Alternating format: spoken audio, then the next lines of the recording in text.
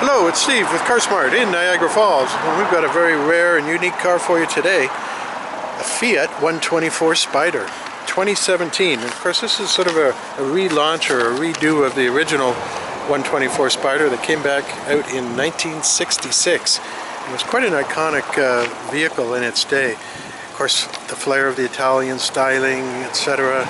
And if memory serves me correct, back in 66, 67, the movie The Graduate, Dustin Hoffman drove a 124 Spider and in that movie, so certainly got lots of worldwide attention from that. Again, this particular one, again with the remake, actually Fiat and Stellantis, the parent company, partnered up with Mazda. So the Mazda Miata really uses the bones of this, but then it has all the Italian styling that again really gives a lot more flair than the Miata. Interior leathers are really premium, high quality, all the Italian touches, some beautiful color palettes that they use. This particular one is called the Bronzo Magnetico. Excuse my poor Italian pronunciation, but that's also known as titanium flash in the North American market.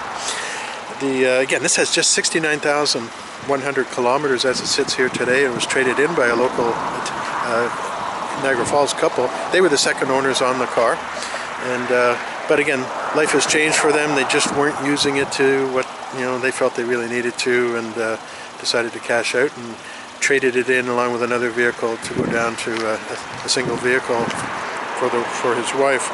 Anyways, long story short, very nice condition. This uses again a Fiat engine, or what they call a multi-air 1.4 liter 4-cylinder. It's a turbocharged unit.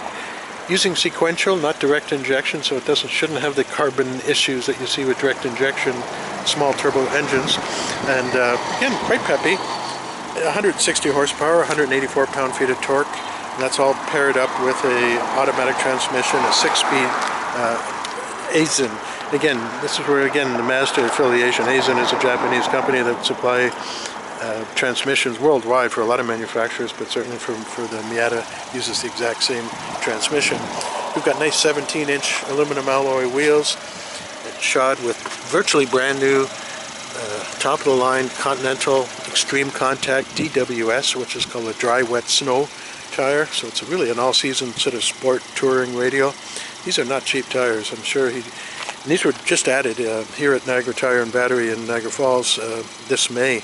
So only a few months old, and I think there's less than a few hundred kilometers driven on them before they decided to trade it.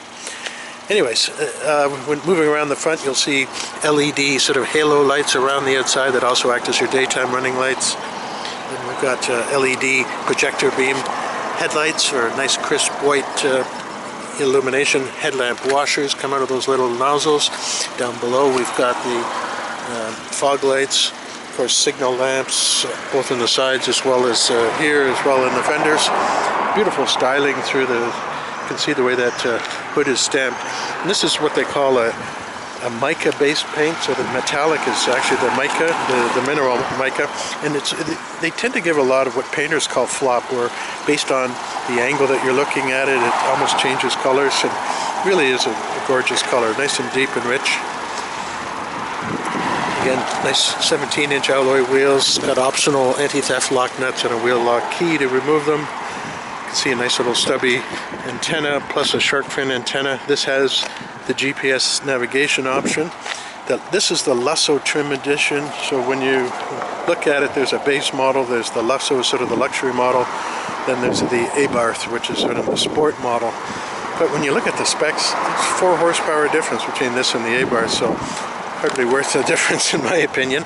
But I don't know, I love the trim on this, and you can see across the back you've got park assist sonar, you've got a rear camera, brake lamps down below as well as up top here. So very good visibility from the back, and then you've got a full stainless steel exhaust system, dual sort of chrome tipped outlets. The fuel door is right within here. Now it's a locked fuel door, so no access when the car is locked up, so it keeps it secure. And of course, mirrors themselves are what they call a breakaway design. If they get bumped, they don't do any damage. We have power adjustable. They're heated for obviously defrosting and demisting. They also have a auto dimming character, so on the driver's side, so that reduces glare from cars coming up behind you at nighttime and really kind of blinding you.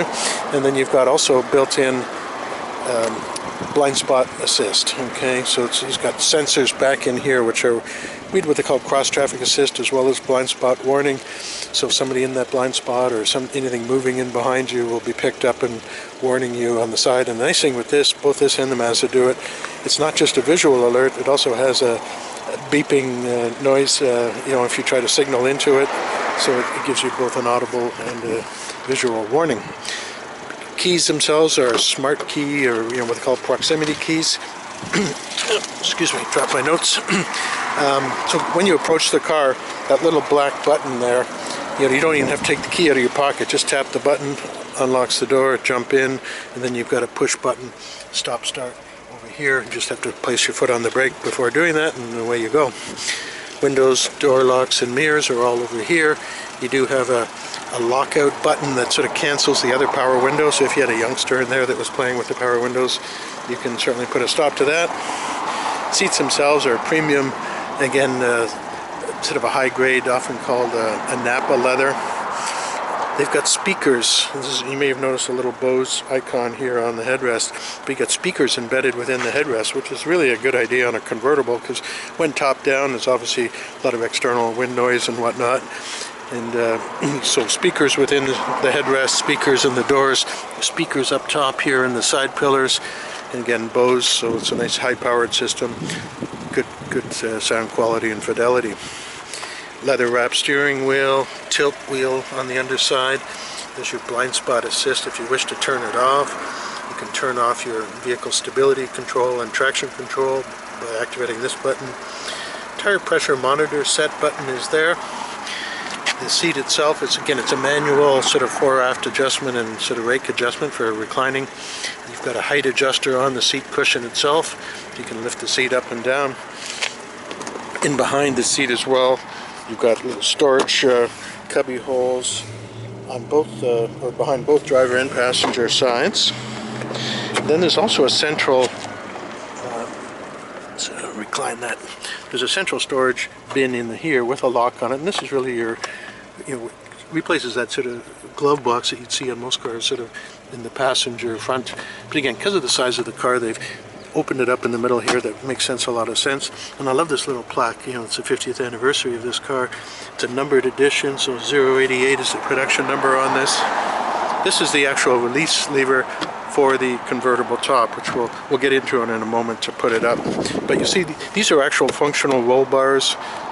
In the event of a serious accident where the car goes into a ditch or gets in a roll situation, you got very high strength steel within both that wrap around of the windshield, and then these roll bars, of course, on the side to protect.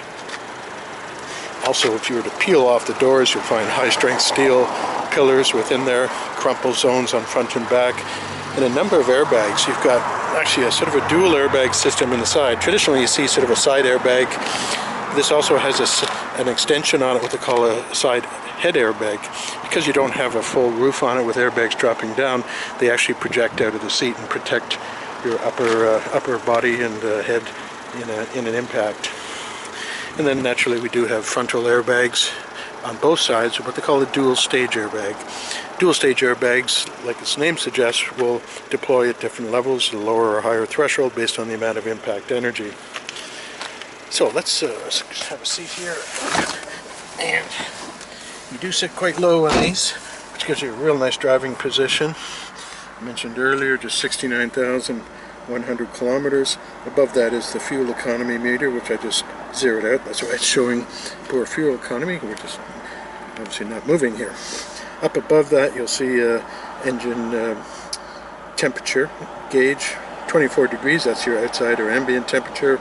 Fuel gauge is below that. Then we get into that sort of center sort of binnacle where you've got a tachometer, your transmission indicator, and that little red lamp is just a seatbelt warning light. You've got a trip odometer reset here and speedometer over on the side. Of course, being a Canadian car, kilometers is the main scale, miles per hour on the inner. That's just a low beam indicator coming up down below. So headlights themselves, again, you do have off, auto, parking light and headlight position. So most people will leave that in the auto position for it to automatically turn on and off. This activates the fog lights. And then we've got our wiper system. As I mentioned, you've got an off position, an auto position, low and high, full variable delay. Excuse me. On the underside here we do have a tilt wheel, leather wrapped sport steering wheel, nice small wheel, and you can see the contours. It's a nice thick wrapped wheel but small, so it gives you very precise handling. These handle almost like a go-kart. Again, a very precise, they call it dual pinion, rack and pinion steering. Lots of feedback, again, extremely good handling. Cruise control, phone integration, it's got Bluetooth streaming, GPS navigation, all the controls here for information, station changes, voice operations, volume controls, all on the steering wheel. Even the central vents, whatnot, these all have sort of just a twisting action to sort of open up or shut down the airflow individually of those front three vents. Your stop-start button is mentioned. This is an automatic climate control system, so in behind that little gap, as well as in some of these other positions up top and down below in the footwells, these are reading temperatures throughout, so that if you're in the auto mode, it will automatically adjust the airflow and the fan speed to achieve the temperature that you've dialed in. But it's all CFC free, which is the low environmentally friendly air conditioning. In those excuse me, shoulder seasons, you have heated seats. You certainly won't need it here in the summertime, but you get into October and early spring and whatnot, it's nice top-down weather, and so putting the seat heaters on just takes the chill off of it. Passenger airbag off. Now these use an actual sensor, a weight sensor in the seat that actually turns off that frontal airbag when there's nobody in the seat, as it is now, or if the weight of the occupant is sort of below about 90 to 95 pounds. So it's designed to turn off that airbag for safety. If a youngster, a tween is in that seat, somebody in that low weight level, because airbags are designed for adults. Hazard lights, and then you can see that nice big GPS, sort of screen there, full color. So it has the navigation system on it. Okay, we are back. Thank you for that. So again, you have a temperature setting here where you can dial in your preferred temperature setting. Then you can leave it in that auto mode where it will automatically choose the fan speed and airflow combinations. Again, if that would in the auto mode. Or then you can override it and manually select different airflow patterns. This activates your electric rear defrost. Even though it's a soft top, it has a glass rear window with an electric defroster with an auto shut-off timer. Fresh air and recirculate is achieved by here. Of course, your fan speed, if you want to get into the manual mode, is all controlled with that little rotary ring. Pretty straightforward, very simple. I've got my phone in here now, but again, this has Bluetooth connection for both your hands-free phone as well as Bluetooth media streaming. So, first thing, let's put this into reverse here. Push this down. I'm doing this with my left hand here. There we go. So as soon as we do that, of course, we've got that nice big high-resolution backup camera with sort of you can see the parking guidelines there as well. Once we put this back into park, we can see down below here. Well, let's talk about the transmission. Again, you've got a 6-speed overdrive automatic transmission developed by Aisin, which again, one of the biggest transmission manufacturers in the world, and they make excellent transmissions. Park reverse, neutral drive, fully automatic, but you do have the option of switching it over into a manual shift mode. You'll see the M, of course, plus minus, so pushing forward is a downshift, pulling back on that stick is an upshift. And it's all sort of displayed up here, where normally we would have seen drive when in the auto mode. When you're in the manual mode, that will display what gear you're in. So it's what they call a sequential automatic transmission. So it gives you that ability to upshift, downshift, I guess play with it, have more fun with the car if you choose, or you can just leave it in drive and let it do its magic that way. Of course, handbrake is there, a traditional handbrake. And then we've got volume controls down here, in addition to those volume controls previously mentioned on the steering wheel. but of course this is in an area where passenger can easily access it. Then this acts like a mouse. It's sort of a multifunction controller for all your multimedia, your navigation, your media selections, all the different stuff. So let's take a quick peek here. We'll see that just rotating this sort of goes through all the different applications, entertainment selection, communications, navigations, and then setup items. So if we go into entertainment right now you'll see again it's a Bluetooth, it's Stephen's iPhone, and this is where you can go in and sort of select all your various media options. If I hit the little button here, again you can go into that as well, where you can do that, and then you can go back to navigation from here, go into or back into your communication options. So lots of different options to control here, but again it has of course AM, FM, satellite radio ready, but I don't believe the satellite radio option was ever installed. It can be done through the Fiat Chrysler network, or probably through the Mazda network as well, if that's something you wanted. And it wouldn't be too expensive to do that, because it's all pre-wired for it. Again, you got that nice little storage bin, sort of 2 drink holders, cup holders here as well. We have an auto dimming rear view mirror, where it uses light sensors to automatically dim it for night as it gets darker to reduce glare. And then these 3 buttons here are what they call home link, or universal garage door openers. So you can program these for electric garage door opening, and even things like automatic lights, entry lights to your home. As you're coming up the driveway, you can hit that button and all the lights will come on. You could even set up automatic gates on a bigger estate and all that kind of stuff. The little buttons here are for on-off of the auto-dimming control. Both sides we have sort of little visor mirrors on each side, okay, for driver and passenger. Now on the seat you can see all your books and keys and everything laid out, so let's go through that. Nice leather folio. This is the wheel lock removal key. 2 smart keys. That's the original maintenance schedule, warranty booklets. Original pricing. So back brand new, like in 2017, this vehicle with the automatic transmission option, which you'll see there, was $1,500. Destination charges. Now this doesn't include dealer prep and fees, but for all intents and purposes, this was like $40,000 brand new. You can imagine in today's dollars it'd probably be closer to 60. So it's the lesser model. It has had one claim. If you look at the Carfax, you'll see there was a claim for $2,904, which in today's day and age isn't a whole lot. That was on the left rear corner. Lots and lots of service records for maintenance, 26 service records over the years. Brand new tires, as mentioned, just done in May this year, which they say less than a few hundred kilometers on it.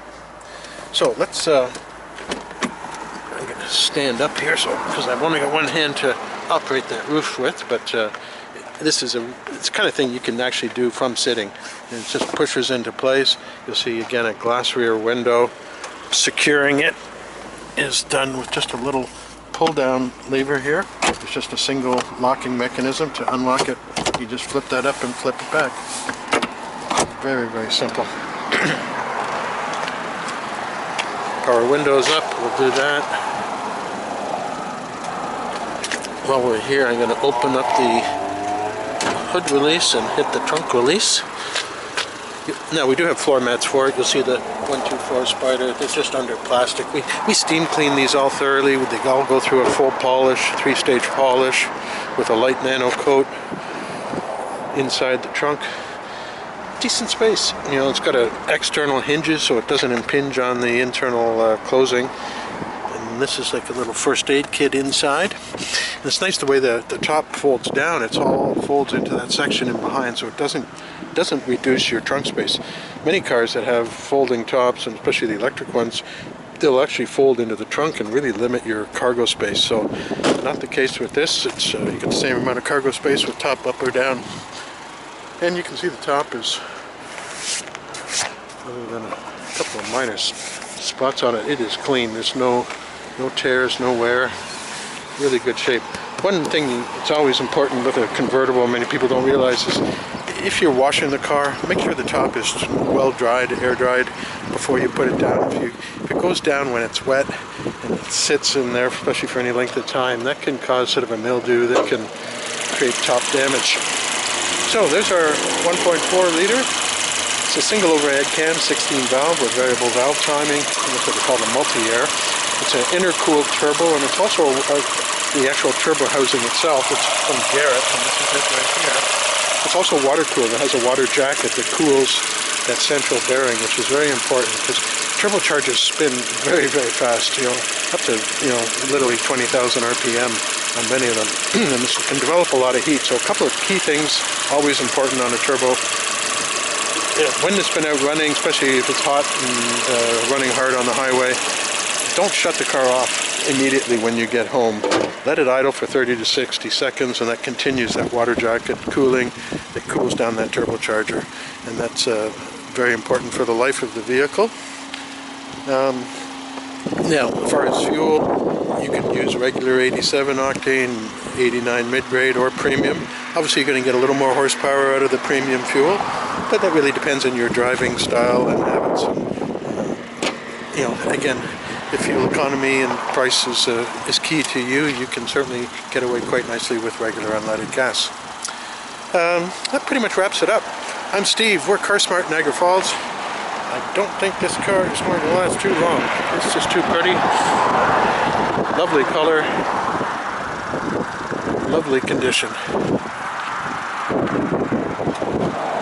Thank you for watching.